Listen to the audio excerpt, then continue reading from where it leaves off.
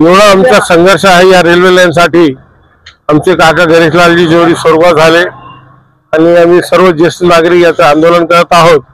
आता सत्तार साहेबचं काल मी पत्रक बघितलं की त्यांच्या प्रयत्नामुळे हे झाला, तर हे अशी गोष्ट आहे की मिठाईच्या दुकानावर जाऊन ते फाटले पडत आहेत की रेल्वे डिपार्टमेंट का आहे।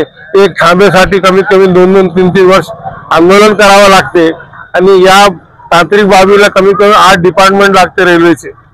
कधी एका डिपार्टमेंट त्यांना माहित आहे का की तांत्रिक बाबू आपण कशी करून घेतात, कोणत्या अधिकाऱ्याला भेटायचं आहे, हे कोणी केलंच नाही। परंतु आता मंजूर झाल्यावर कोणी उठतो आणि आमच्या प्रयत्नाने झाले, आम्ही केलं ते केलं, असं कोणी याचा श्रेय घेऊ नये। याचा श्रेय फक्त जालना रेल्वे संघर्ष समितीला जात आहे आणि त्यांनी भरपूर पुरावा काम करून काम केलेले आहे। नाव का? फिरोज अली, महासचिव महासचिव जालना रेल्वे संघर्ष समिती। मला सांगा की रेल्वे संघर्ष समितीच्या वतीने जे आहे की जालना जळगाव या रेल्वे मार्गासाठी आपण मध्यंतरी आंदोलन देखील केलेले, काय सांगाल आता? जालना जळगाव रेल्वे मार्ग जे आहेत ते आम्ही 2009-10 पासून याच्या पाठीमागे लागलेलो आहोत। 2009-10 रेल्वे बोर्डाकडून जालना सोलापूर जालना जळगाव हा मार्ग तयार करण्याचे निर्देश आले होते। त्या अनुषंगाने पुण्याची सनकॉन कंपनी यांनी सर्वे केलेला आहे आणि सर्वे केल्यानंतर आम्ही याचा पाठपुरावा करत आहोत। 2011-12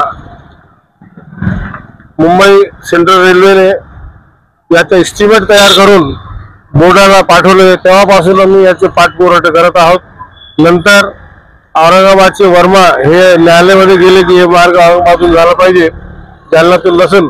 मग आम्ही औरंगाबादला त्यांच्या केसमध्ये आम्ही सामील झालो आणि कमीत कमी 4-5 वर्ष आम्ही त्या खटल्यामध्ये इन्व्हॉल्व झालो आणि ते निकाल आमच्या जालन्याचा परफेक्ट निकाल लागला आणि नंतर हा मार्ग पुन्हा 2-3दा सर्वेक्षण झाले। मग दानवे साहेब रेल्वे मंत्री झाल्यानंतर की त्यांना असं वाटलं की भाई मतदारसंघाची त्यांची रेल्वे जास्त त्यांच्यामध्ये येणार आहे, म्हणून त्यांनी या प्रोजेक्टवर लक्ष घालून पुढाकार घेतला। आता पुन्हा नवीन सर्वेक्षण होऊन जागा इकवट झाण्याचं काम सुरू आहे। आता नवीन या रेल्वे लाईनला जी जमीन मिळणार आहे त्याचे जमीनचे सर्वे नंबर, गट नंबर ते राखीव करण्यात आले अशी चर्चा जोरात आहे आणि या बजेटमध्ये त्याला पैसे मिळणार अशी चर्चा जोरात आहे। परंतु आता दानवे साहेब पण हे दावा करत आहे की भाई या रेल्वे होणार आहे आणि दुसरा अब्दुल सत्तार माजी मंत्री हे पण दावा करत आहे की आम्ही जे पाठपुरावा केला आहोत ते आम्ही यशस्वी झालो।